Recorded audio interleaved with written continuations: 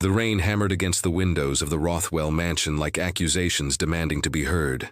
Inside, Detective Cole Heiress stood in the marble foyer, his shoes squeaking against floors so polished they reflected the crystal chandeliers above like mirrors into another world. A world where everything looked perfect, where blood didn't stain, where secrets stayed buried beneath layers of wealth thick enough to suffocate the truth. But blood had stained these floors. Marcus Rothwell's blood, to be precise. The billionaire, real estate mogul, had been found 3 days ago in his private study. Throat slashed with surgical precision, his body slumped over a mahogany desk worth more than most people's houses. The medical examiner estimated he'd died between midnight and 2 in the morning. Quick, almost merciful if murder could ever be called that. Heiress had seen plenty of crime scenes in his 15 years on the force, but this one gnawed at him differently. Maybe it was the silence of it all. No forced entry, no struggle, no witnesses, just a dead billionaire and a mansion full of cameras that had mysteriously stopped recording at 11:47 that night. Every single one, wiped clean, professional, calculated, except for one frame. One frozen moment in time that refused to be erased. Heiress pulled out his tablet and stared at the image for the 100th time. Vivian Rothwell, 28 years old, standing in the hallway outside her father's study at 11:51. 4 minutes after the system supposedly went dark, yet somehow this single frame had survived. She wore a silk evening gown, champagne-colored, elegant. Her dark hair cascaded over bare shoulders. But it was her expression that carved itself into Heiress's mind and wouldn't let go. She was smiling, not a polite smile, not a nervous smile. A genuine, almost relieved smile directed at someone just beyond the camera's view. Her eyes bright with recognition, with something that looked disturbingly close to gratitude. "Detective Heiress?" A voice pulled him from his thoughts. Thomas Ashford, the family's attorney, approached with measured steps, his three-piece suit as immaculate as the crime scene was disturbing. "Miss Rothwell is ready to speak with you now." Heiress followed Ashford through corridors lined with paintings that cost more than his annual salary.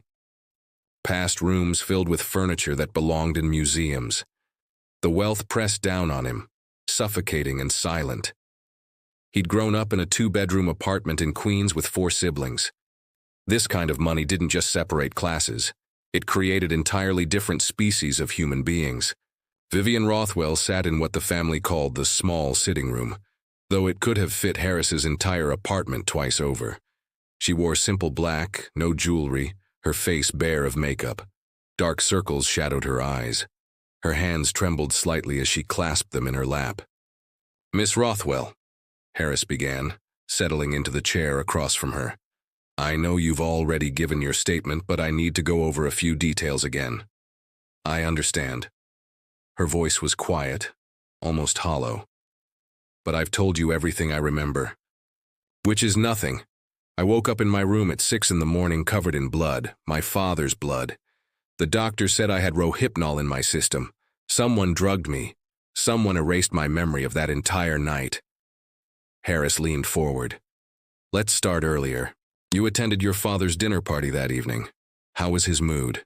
Vivian's jaw tightened. "My father's mood was always the same when he hosted these events. Performative, charming to his guests, cold to his family the moment no one was looking." She paused, her fingers curling into fists. "You want me to pretend we had a good relationship, detective? We didn't. Marcus Rothwell was many things. Brilliant businessman, generous philanthropist, terrible father." "Tell me about that." A bitter laugh escaped her lips. "Where do I start? He controlled everything, every decision, every relationship. Every breath I took had to be approved by him first. When I was 16, I wanted to study art in Paris. He said no. When I was 23, I fell in love with a man who worked in his company. My father fired him and paid him $200,000 to leave the country. When I tried to start my own business last year, he bought out my investors and shut it down within a month." Her voice cracked. "He didn't want a daughter. He wanted a possession, something beautiful to display and control." Heiress watched her carefully. Anger, resentment, pain, all the right emotions, but also motive, strong motive. Did you kill your father, Miss Rothwell? I don't know. The words hung in the air like smoke. I've asked myself that question 10,000 times since I woke up covered in his blood. Could I have done it? Did I finally snap after 28 years of being his prisoner in a gilded cage? Tears spilled down her cheeks. I'd be lying if I said I never fantasized about being free of him. But I don't remember, and that terrifies me more than anything. What if I did kill him and my mind just blocked it out? The toxicology report shows significant amounts of rohypnol in your system, Heiress said. Someone drugged you. Someone wanted you unconscious or at least unable to form memories. Or someone wanted to frame me. Vivian wiped her eyes. My father had enemies, detective. Business rivals he destroyed. Partners he betrayed. You're looking at me because I'm the obvious suspect. The troubled daughter with every reason to want him dead. But you're not looking at the dozens of people who had equally strong motives and far less to lose. Heiress pulled out his tablet and turned it toward her. Explain this, then. Vivian stared at the frozen image of herself smiling. The color drained from her face. I don't remember this. When was this taken? 11:51, 4 minutes after the security system was supposedly wiped. This is the only frame that survived. Want to tell me who you're smiling at? She shook her head slowly, her hands trembling harder now. I don't know. I don't remember any of this. The last thing I remember clearly was dinner ending around 9:30. My father's business partner, Richard Chen, gave a toast. Everyone applauded. I had 2 glasses of champagne. Maybe 3. Then nothing. Just darkness until I woke up covered in blood. Richard Chen, Heiress repeated, making a note. He was your father's partner for how long? 15 years. They built the Rothwell-Chen real estate empire together, worth about $8 billion at last count. Richard was like an uncle to me growing up, one of the few people my father actually trusted. Where is Mr. Chen now? Singapore. He flew out the morning after the murder. Business trip, apparently. Though the timing is convenient, isn't it? Vivian's voice carried an edge. You should know something else, detective. My father was being blackmailed. Heiress's attention sharpened. Explain. About 6 months ago, I overheard him on the phone. He was angry, which was rare. My father never lost control, but that night he was shouting at someone, saying he wouldn't pay another cent, that he'd destroy them if they released whatever information they had. I asked him about it later. He told me to mind my own business, but I could see he was worried, maybe even scared. Did you ever find out what the blackmail was about? Vivian hesitated. I did some digging, called in some favors with people who owe me. What I found was connected to my mother. The room seemed to grow colder. Heiress knew about Catherine Rothwell. She died 12 years ago. Official cause of death: suicide. She'd thrown herself from the balcony of this very mansion. Tragic ending to what appeared to be a perfect marriage. Your mother's death was ruled a suicide, Heiress said carefully. It was. Vivian's voice hardened. But it shouldn't have been. My mother didn't kill herself, detective. She was murdered, and my father knew it. He covered it up, paid off investigators, buried evidence, all to protect his reputation and his business empire. Heiress felt the case shifting beneath his feet like sand. That's a serious allegation. Do you have proof? I have questions. Why were there bruises on my mother's wrists that were never explained? Why did the toxicology report show she had twice the recommended dose of antidepressants in her system, when she'd never been prescribed antidepressants? Why did 3 different housekeepers quit within a week of her death, all of them signing non-disclosure agreements and receiving large financial settlements? Vivian leaned forward. My mother was unhappy, yes. My father made everyone around him unhappy. But she wasn't suicidal. She was planning to leave him. I found the divorce papers she'd hidden in her studio, dated 2 days before she died. Why didn't you bring this to the police? I was 16 years old and terrified. My father told me if I ever spoke about my suspicions, I'd be cut off completely, sent away. I'd lose everything. So I stayed silent. I became the perfect daughter. I played my role, and I hated myself every single day for it. Heiress sat back, processing. If your father was being blackmailed about your mother's death, who would have that information? Someone who was here that night, someone who saw what really happened.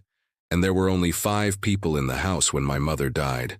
My father, Richard Chen, who was staying with us that week, our head of security, Bernard Walker, the housekeeper, Maria Santos, and me. Where are Walker and Santos now? Bernard retired 5 years ago, lives in Florida. Maria still works here, has. For 20 years, Vivian paused. But there's something you should know about Bernard. He was intensely loyal to my father. Whatever Marcus told him to do, he did without question. If my father needed evidence to disappear, Bernard would make it disappear. Heiress made another note. I'll need to speak with both of them. There's one more thing. Vivian pulled an envelope from her pocket. I found this in my father's safe yesterday. The combination is my mother's birthday. He never changed it. Inside were photographs, old photographs from the night my mother died. She handed the envelope to Heiress. He opened it carefully. Inside were 6 photographs, clearly taken with a security camera. Timestamped 12 years ago. The images showed Catherine Rothwell on the balcony, but she wasn't alone. A figure stood behind her, blurred, deliberately obscured. In the final photograph, Catherine was falling. Jesus, Heiress whispered. Someone was with her, Vivian said. Someone pushed her, and my father knew.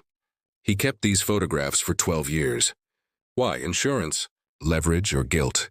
Who else knows about these? Just you and me now. I took them from the safe before my Uncle Gregory could find them. He's been trying to access my father's private files since the day after the murder. Says it's about protecting the business. But I think he's looking for something specific. Gregory Rothwell, your father's brother, half-brother. Different mothers. Gregory always resented Marcus. My grandfather left the majority of his estate to Marcus because Gregory had gambling debts and a cocaine problem. Marcus gave Gregory a job in the company, but it was always made clear who was in charge. Gregory smiled and took his salary and seethed underneath. Heiress stood. I need to see your father's study again, and I want to speak with everyone who was at that dinner party. Vivian rose as well. Detective, whoever killed my father, whoever killed my mother, they're still in this house. They're watching, waiting, and I think they're planning to make me take the fall for all of it. Why do you say that? Because 3 days ago I received a letter. No signature, no return address, just one sentence. Like mother, like daughter. The rain had stopped by the time Heiress returned to Marcus Rothwell's study. The room had been processed by forensics, but the bloodstain remained on the carpet. Dark, accusatory. The desk was massive, covered in papers and files. Behind it, floor-to-ceiling windows overlooked the estate's gardens, now gray and lifeless in the aftermath of the storm. Heiress's partner, Detective Sarah Chen, was already there, examining the bookshelves. Find anything? He asked. Maybe. Come look at this. Sarah pointed to a section of the bookshelf that seemed slightly off. Heiress pressed against it and a hidden panel swung open, revealing a small safe. How did forensics miss this? Because it's designed to look exactly like the rest of the shelf. I only noticed because one of the books was slightly forward. Sarah handed him a small black notebook she'd already removed. This was inside. Heiress opened the notebook. Pages and pages of handwritten notes, dates, amounts, names. This is a ledger. He was tracking payments. Blackmail payments, Sarah confirmed. Look at the dates. They go back 12 years. Starting 3 weeks after Catherine Rothwell's death. He was paying someone $50,000 a month for 12 years. Heiress did the math quickly. That's over $7 million. And look at the last entry. 2 weeks ago. He wrote no more. Time to end this. RC will handle it. RC, Richard Chen. Sarah nodded. Marcus's business partner, who conveniently left the country the morning after the murder. Harris's phone rang. Unknown number. He answered. Detective Heiress, heavy breathing. Then a distorted voice, artificially altered. Stop digging into the Rothwell case, detective. Catherine's death was 12 years ago. Let it stay buried, or you'll end up buried yourself. The line went dead. Sarah looked at him. What was that? A warning. Harris's jaw tightened. which means we're getting close to something someone desperately wants to stay hidden. They spent the next hour going through Marcus's files, financial records, business contracts, personal correspondence. Everything painted the picture of a man who controlled every aspect of his empire with ruthless precision. But there were gaps. Transactions that didn't make sense. Wire transfers to offshore accounts. Meetings with no recorded purpose. He was preparing for something, Sarah said. Look at this. 3 days before his death, he transferred $200 million into a trust fund for Vivian. Made her the sole beneficiary of his personal estate, separate from the business holdings. Why would he do that if he thought she might kill him? Maybe he didn't think she would kill him. Maybe he was protecting her from whoever actually wanted him dead. Heiress's phone buzzed. A text from the lab. The results of the enhanced analysis on the security footage had come through. He opened the attachment and stared. The single frame of Vivian smiling had been processed through advanced imaging software. The blurred figure she was looking at could now be partially reconstructed. Not clear enough for a definitive identification, but clear enough to see one crucial detail. The person wore a ring. A distinctive signet ring with the Rothwell family crest. Only 3 people had that ring. Marcus, who'd been wearing his when he died. Gregory, Marcus's half-brother. And Richard Chen, who'd been given one as a symbol of partnership. We need to find Richard Chen, Heiress said. But finding Richard Chen proved impossible. His phone went straight to voicemail. His assistant claimed he was in meetings. The Singapore police, when contacted, said he'd checked out of his hotel 2 days ago. Surveillance footage from the airport showed him boarding a private jet. Destination unknown. Gregory Rothwell, however, was very available. He arrived at the precinct within an hour of being called, accompanied by his own attorney. Gregory was 52, well-preserved, with the kind of tan that came from yachts and tropical vacations. His suit probably cost $10,000. His smile was all practiced charm and hidden calculation. Detective Heiress, Gregory said, extending his hand. Terrible business about my brother. Simply terrible. How can I help? Heiress didn't shake his hand. You can start by telling me about your relationship with Marcus. Gregory's smile faltered slightly. We were brothers. We had our differences, as siblings do, but we loved each other. Did you love him $7 million worth? The smile vanished completely. I don't know what you're talking about. Heiress slid the notebook across the table. Your brother was being blackmailed for 12 years. $7 million paid out in monthly installments. The blackmail started 3 weeks after Catherine's death. You were in the house that night, weren't you? Gregory's attorney leaned forward. My client isn't required to answer questions about events from 12 years ago that have no bearing on the current investigation. They have every bearing, Sarah interjected. Because we think whoever killed Catherine Rothwell also killed Marcus. We think that person is in this room right now. Gregory's face flushed. This is absurd. I loved Catherine. She was like a sister to me. And yes, I was in the house that night. I came to dinner. I left around 10. The next morning I heard she'd fallen from the balcony. It was tragic. Fallen, Heiress repeated. Interesting choice of words. Not jumped, fallen. A figure of speech. Where's your signet ring, Mr. Rothwell? Gregory looked at his hand.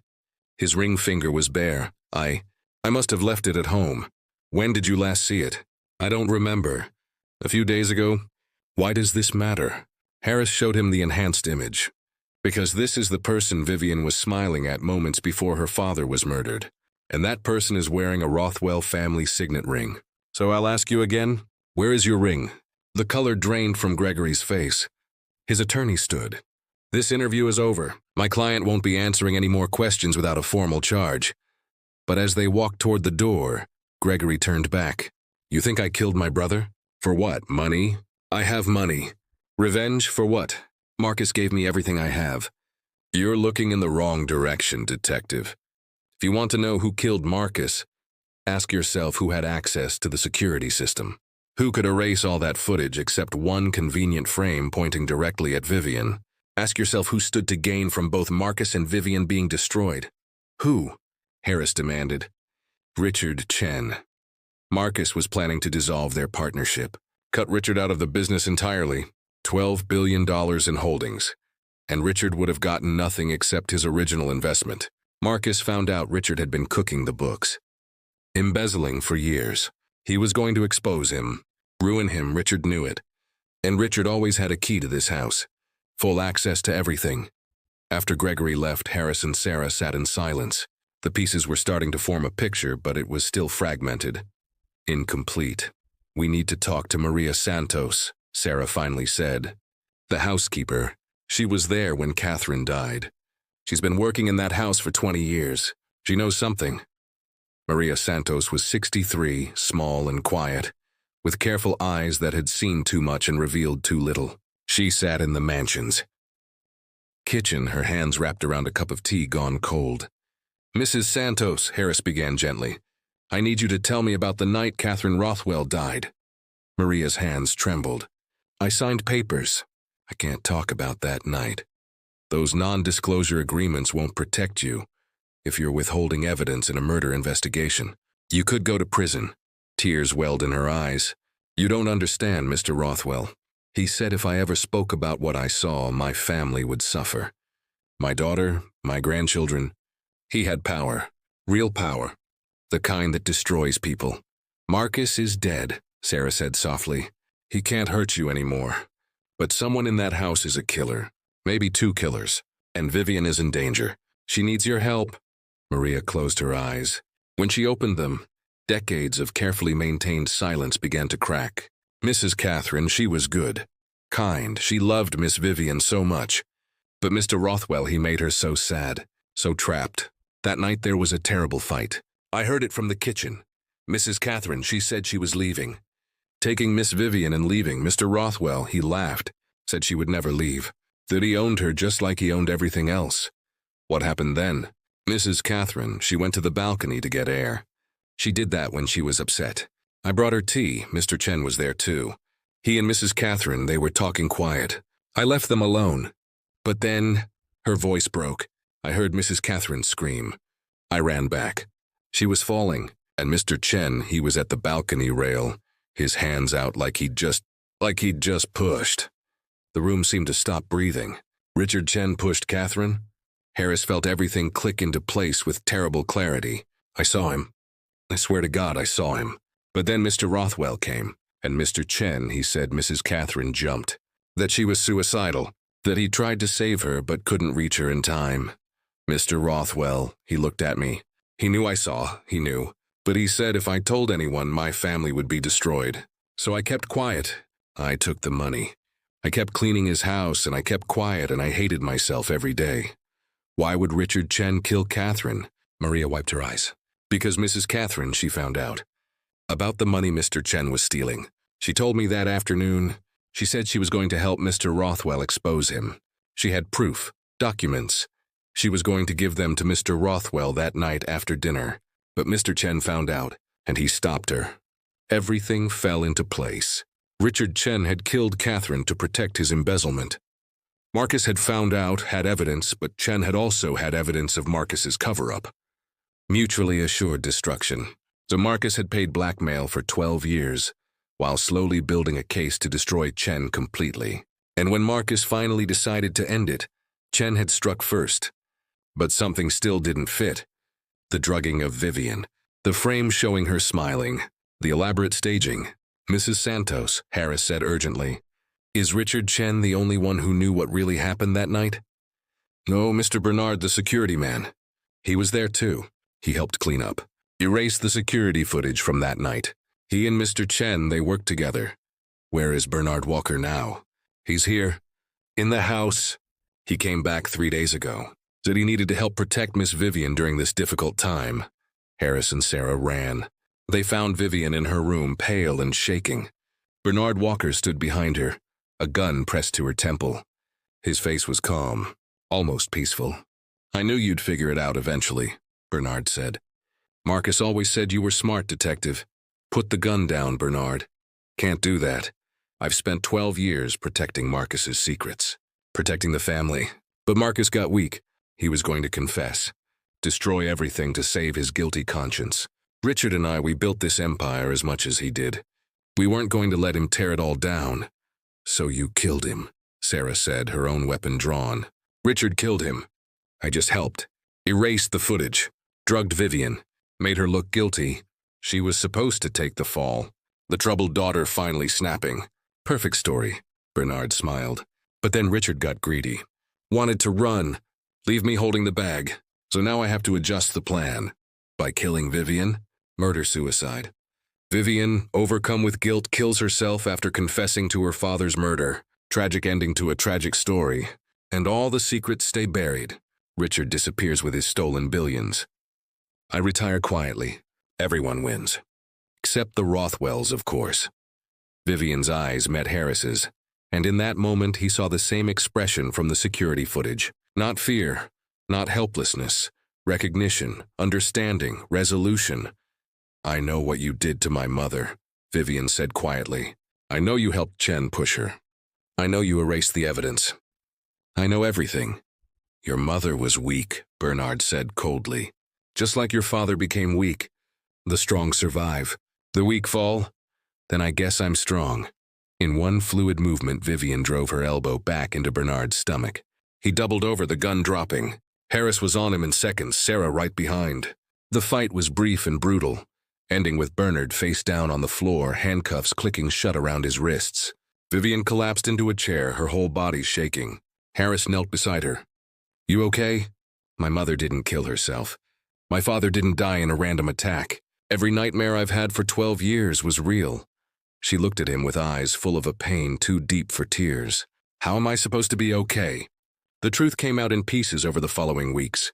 Richard Chen was found in Monaco, arrested on an international warrant. He confessed to Catherine's murder in exchange for a reduced sentence. Bernard Walker was charged with conspiracy to murder, evidence tampering, and attempted murder. He remained silent, his loyalty to the Rothwell empire lasting even after its destruction. The evidence showed that Marcus had been building a case against both Chen and Walker for years. The blackmail had been a stalling tactic while he gathered what he needed. The trust fund he'd set up for Vivian had been his way of protecting her from the fallout he knew was coming. In the end, Marcus Rothwell had tried to be a better father. Just not soon enough. Vivian inherited everything. The mansion, the business, the billions. She stood in her father's study one last time, looking at the blood stain that would never quite come clean, no matter how many times the carpet was treated. He loved you, Heiress told her, standing in the doorway. In his own broken way, he loved you. I know. That's the worst part. Vivian turned to face him. Love isn't supposed to feel like a cage. It's not supposed to come with conditions and control. But that's all he knew how to give. And now I have to decide what to do with this empire he built on lies and blood money. What will you do? She smiled. The same smile from that frozen frame. But now Heiress understood what it meant. Not complicity. Not guilt. Recognition of truth. Finally seeing clearly after years of manufactured blindness. I'm going to tear it all down, Vivian said. Every corrupt piece. Every dirty deal. I'm going to expose everyone Marcus protected and everyone who helped him. And then I'm going to build something real, something clean, something my mother would have been proud of. That'll make you a lot of enemies. I've been surrounded by enemies my whole life pretending to be family. At least now I'll know who they are. Heiress left her there, standing in the ruins of her father's empire, ready to burn it all down and rise from the ashes. Sometimes justice wasn't about punishment. Sometimes it was about breaking cycles. About refusing to let the sins of the past poison the future. The rain had started again by the time Heiress reached his car. He looked back at the mansion one last time, at the windows glowing gold against the dark sky. Prison made of wealth and secrets and sins passed down through generations. But Vivian Rothwell was walking out of that prison, and she was taking the truth with her. What secrets would you burn down your own life to expose? Would you have the courage to destroy everything you inherited to build something true? Subscribe to the channel and leave a like for more crime stories, secrets of powerful families, and investigations no one dares to tell. See you on the next case.